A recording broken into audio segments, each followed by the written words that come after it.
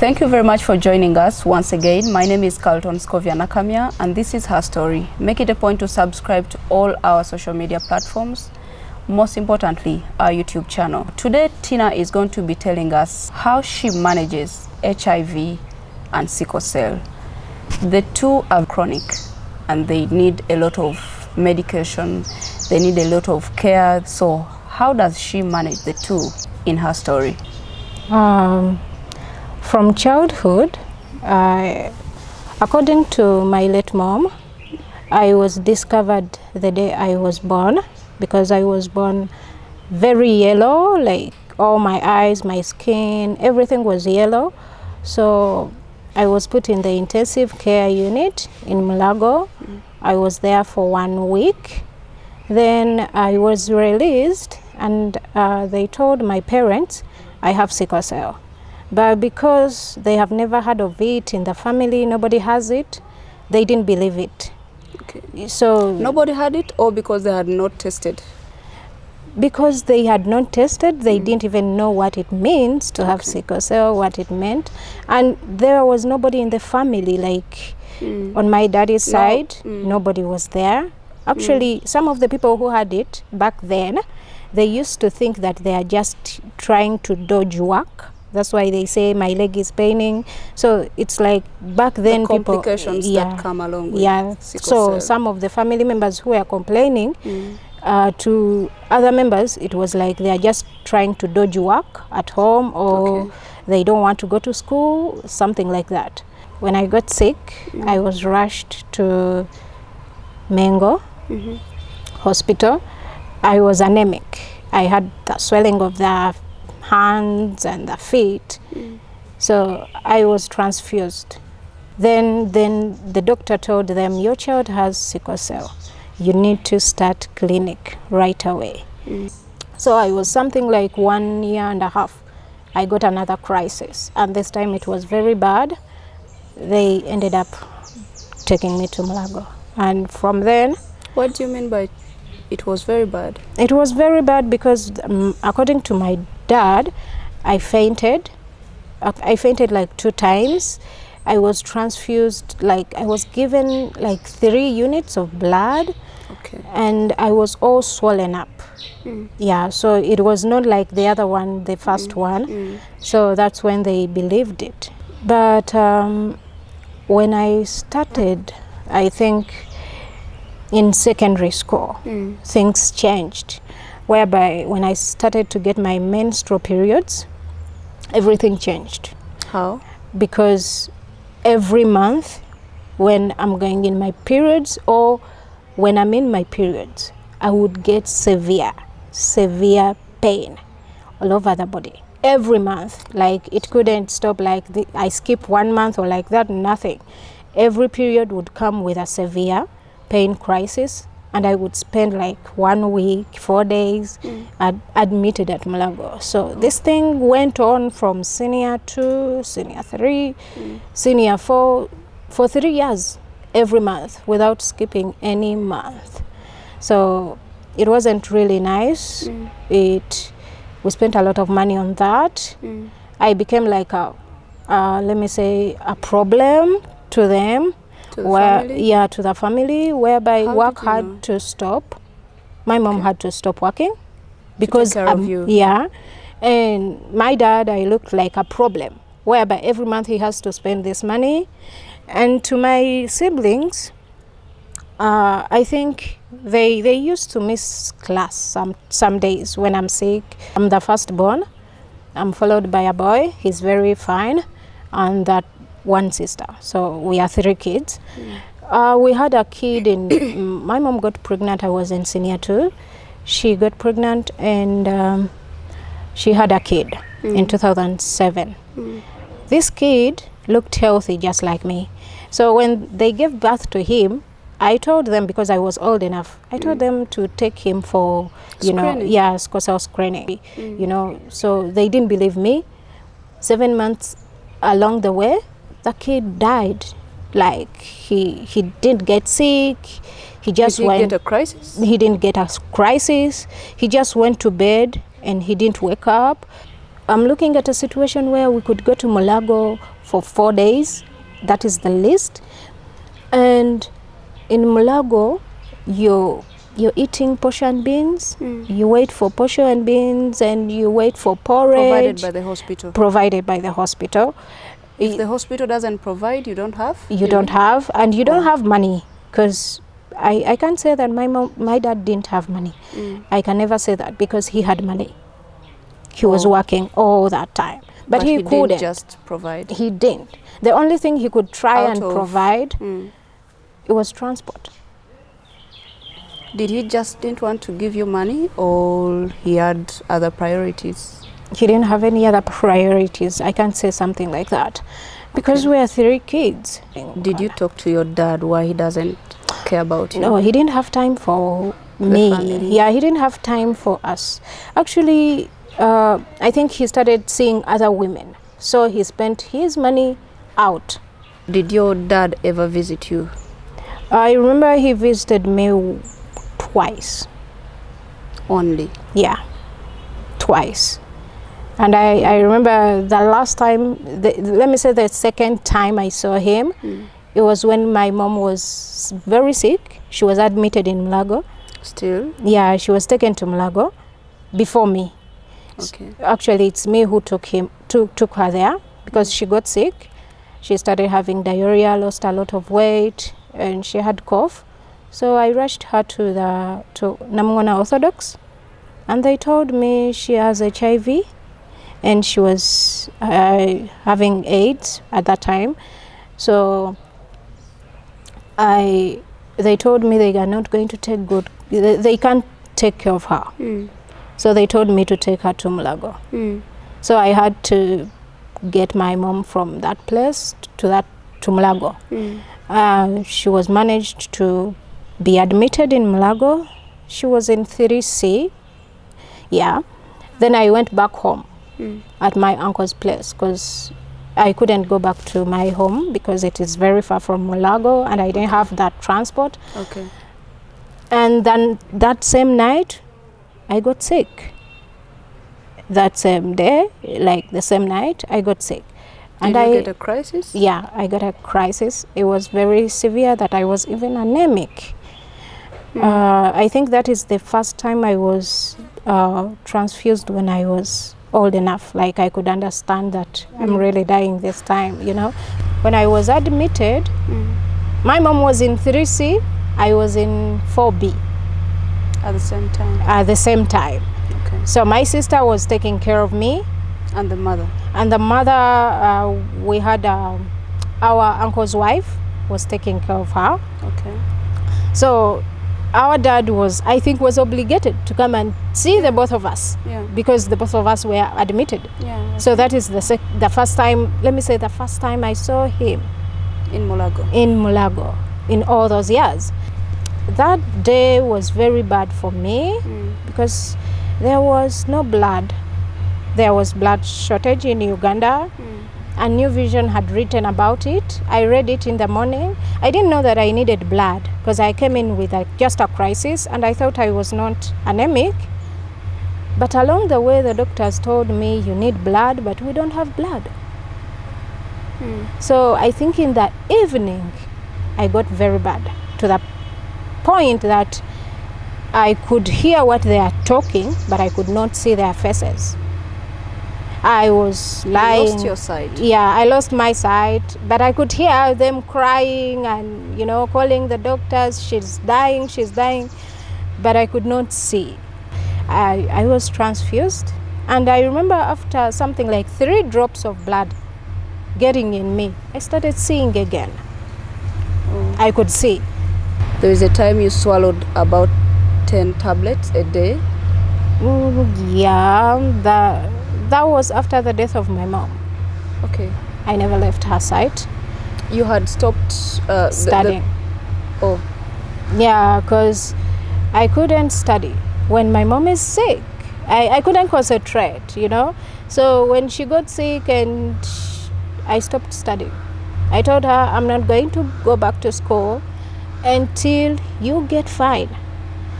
That was in my senior 5, second term. When she died, And nobody was willing to take me back to school. You understand? Your dad was around? Yeah, my dad was around, but he wasn't willing. Why? Actually, nobody.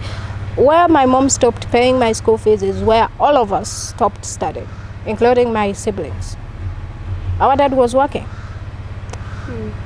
And he was getting money. That I know. Because he's an engineer, you know. He builds a lot of flats, a lot of houses for people. He gets a lot of contracts. He could do that if he wanted, but he didn't. How did that affect you, besides your education? It affected me in a way that I took the responsibility of being a mother to my little ones. 17 years? Yes. So I looked for a job. I got a job to work as it was something like a supermarket, but they could sell glasses, plates, dinner plates, all that stuff. I was getting 60,000. It was a month? Yeah. It was little to the responsibility I had, but it was better than nothing. So I took up that. The reason why I started working is to take care of my siblings. Now, nobody in my mother's family was willing to help. Nobody from my father's family was willing to help, you know. I was able to take my sister to a school. I was able to find a school whereby I don't need to be paying school fees. Okay. All I needed to do was to buy the requirements. She wanted to do hairdressing and cosmetology. So I got an opportunity and she was admitted. And then my brother, by the time I didn't also have enough money, so for him he was seated at home. I had to go for checkups at Mulago. I had a lot of stress at home. I got sick. When I got sick, I was admitted in Mulago. When I was admitted, one of the doctors prescribed Tramadol capsules. So I took those capsules and I felt energetic. You know, I felt Tramadol well. Is a painkiller? Yeah, it's a painkiller, but it's a strong one. Yeah, very strong. Very strong. So when I was discharged, I decided to look for another job, for a second job.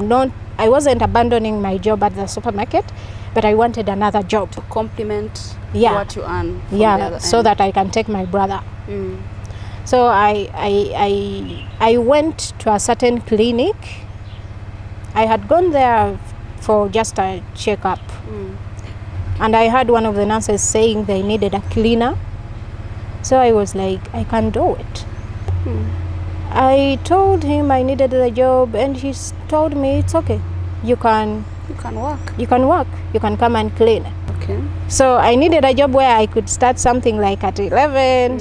So I told this doctor, how about I come in at night after 10, whereby when there are no... You clean at night by morning? At night, in the morning when they come in, it's very clean. He bought the idea just like that. I started doing 2 jobs, whereby from 7:30 to 10 I was at the supermarket. From 11 to something like midnight, mid and above, I was cleaning, because this is a clinic and it was very big. You had to do a lot of cleaning, and it had to be sparkless. Understand?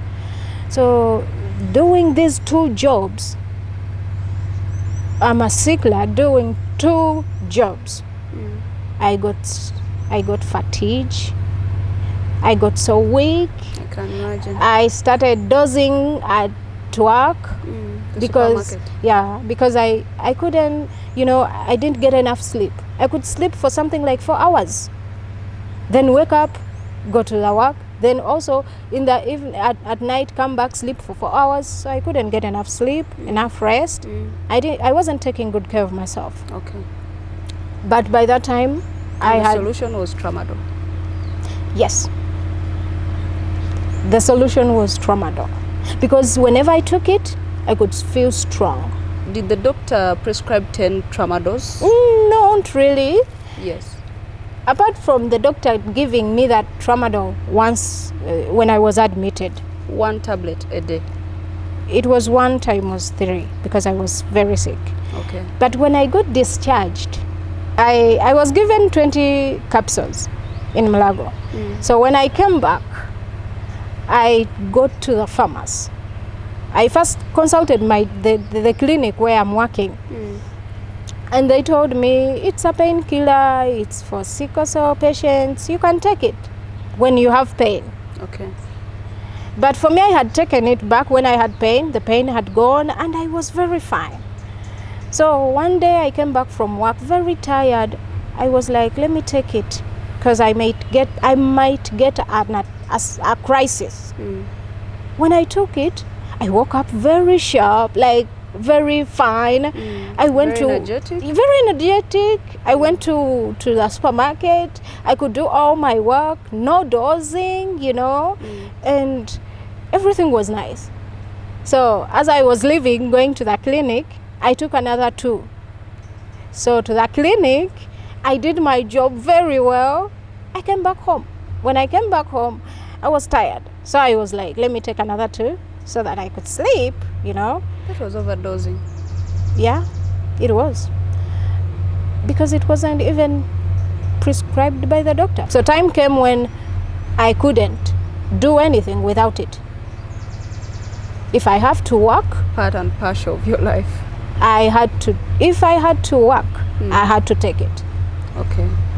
If I need money, I have to take it. Okay, if I'm to take care of my siblings, I needed it. I couldn't escape it. For how long did you take it? A lot. Very, very long. Like 1 year? And above. 1 year? And above. 10 Tramadols a day? Yeah, it reached to that extent, whereby 2 capsules could not work. Time reached when I was, let me say, is it something like, what can I say? They could not work the 2, so I added to 3, addicted. Okay, I got addicted. After 3, I went to 4. You didn't get any side effects? The only side effect I had was constipation. Only that. And dry mouth. But I remember for the dry mouth, I went and got a lip balm, so problem solved. And for constipation, I went and I started taking a lot of water. Another problem solved? Not really so much solved, but at least not a lot of stress in the toilet. So I solved my problems just like that. I continued with my Tramadol.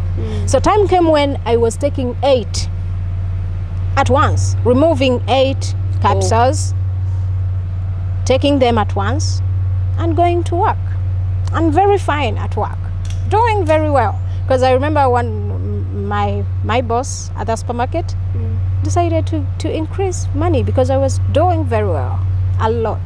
So time came when I was taking 8 at once, removing 8 capsules, taking them at once, and going to work. I'm very fine at work. If I am to take 8 capsules, within 4 hours I need another 8. It's 4 not hours? Within 4 hours. If not, I'm going to start shaking, I'm going to start sweating, all that. If some of the signs of addiction. I reached a time when I was taking 10 tablets, 10 capsules in the morning, and 10 at night when I'm going to sleep. That is 20. What? Yes. This was so bad. I knew.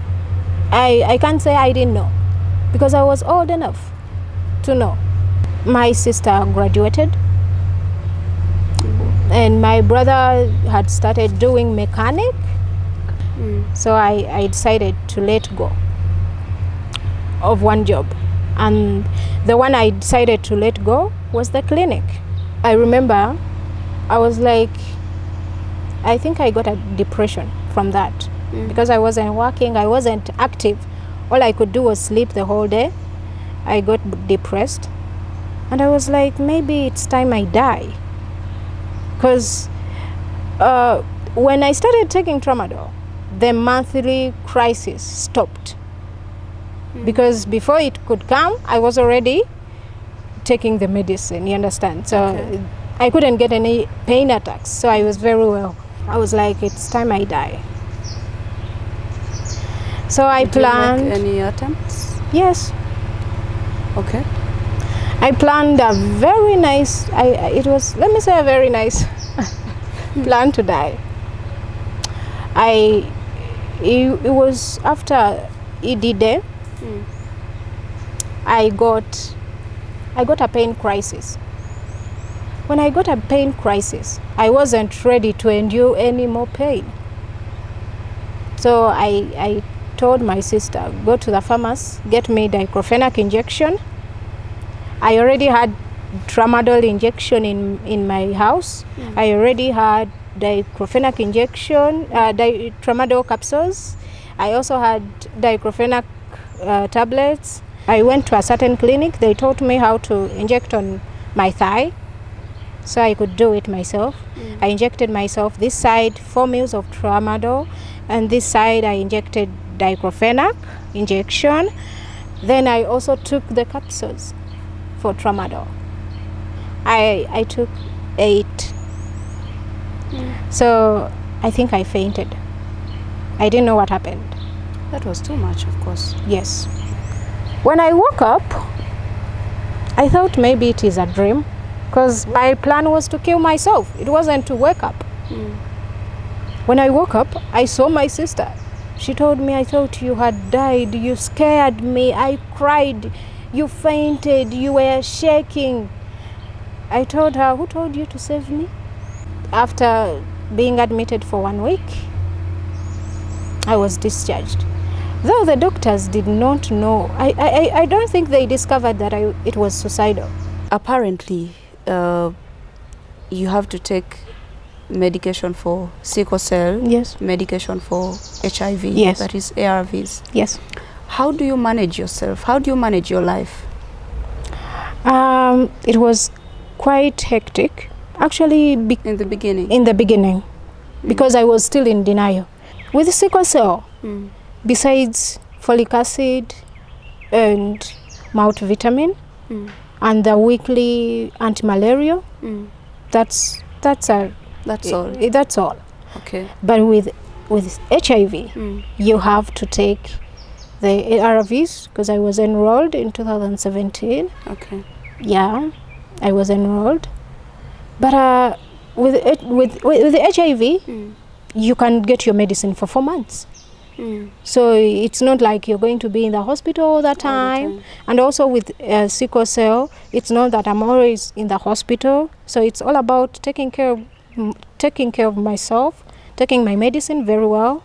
I manage this medicine, like during day I take the sickle cell treatment. Then at night when I'm going to sleep, I take the HIV medicine.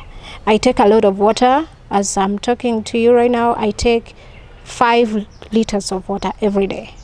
Nothing less. Every day. I even wake up at night and I take it. It's a must. Every day I have to eat a boiled egg to keep up my weight, because I remember some time back I lost weight because I wasn't taking good care of myself. So I eat fruit. I try at least in a week. I eat 2 times a fruit.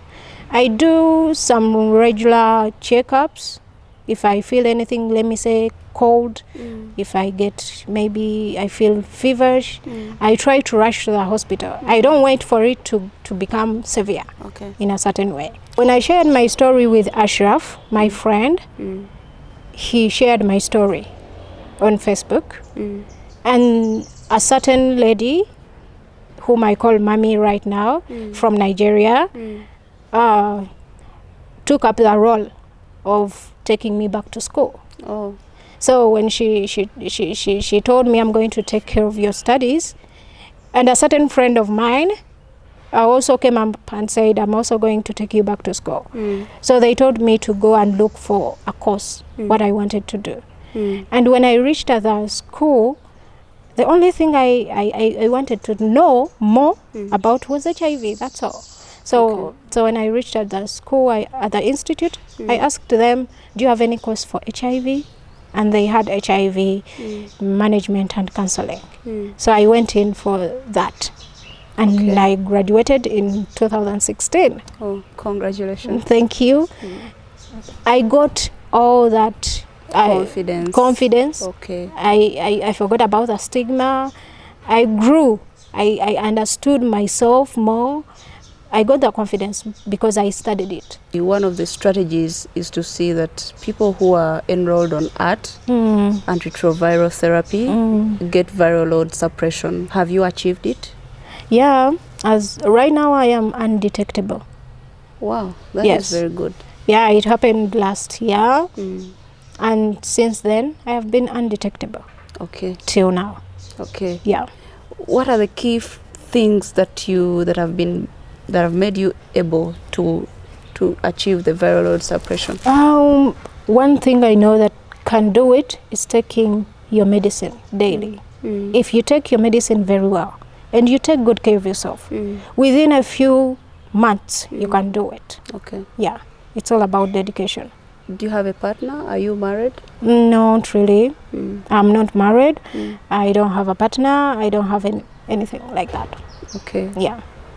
Though I have had a boyfriend. Yeah, he was also HIV positive, but things didn't work out. Okay. Yeah. Do you have a job now? No, I don't have a job. Okay. Yeah. The counseling? The counseling? That's your area of expertise? Yeah, that's what I studied. But I do online counseling sometimes, though it's not a job. But I have friends, people calling and... You volunteer? Yeah, I do it for free. Okay. Yeah, if you need any help, you just get in contact with me and I help you. Okay. Yeah. Just in case you're out there and you can have a job for Tina. She's a graduate of guidance and counseling. Yeah, HIV. Yes, yeah, please do provide a job to see that she keeps her life moving. Thank you very much for watching our episodes. Please subscribe, please share, please like, and keep the feedback coming. My name is Nazziwa, and this is Her Story.